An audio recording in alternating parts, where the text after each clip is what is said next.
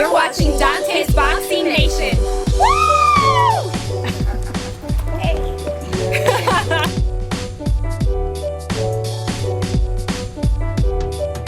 What did you think about your boy Errol Spence's performance, and how long do you think it will take for him to be ready to fight? Because they're calling you the future and they're calling him the future. Yeah, they're calling Or you're past the future now. Yeah, you know, at the end of the day, you know, Errol looked good. He looked sharp. You know what I mean? He got caught a little, but he wasn't with a banger. It wasn't nothing too serious, and he was definitely never on the worst end of anything.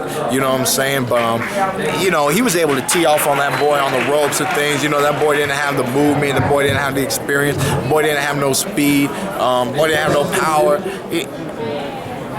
Boy didn't have anything. You know what I'm saying? I mean, not for Errol Spence, man. You know, when you're an Olympian like Errol, when you're an Olympian like Floyd, you know what I'm saying?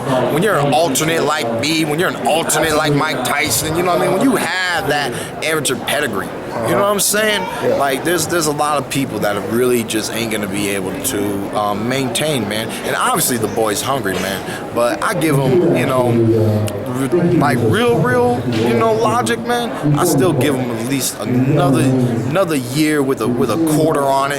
You know what I'm saying? So possibly sometime in 2017 might be when it's realist. The real interesting thing is who's gonna be the first person to step to him, right? Because in reality, when he called me out, man, it was almost like one of his first. Well, he was on NBC or something.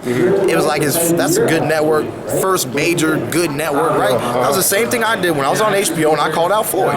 What did Floyd do? Act like he never heard the shit. You know what I'm saying? So I'm supposed to acknowledge it. You know what I'm saying? So it just is what it is.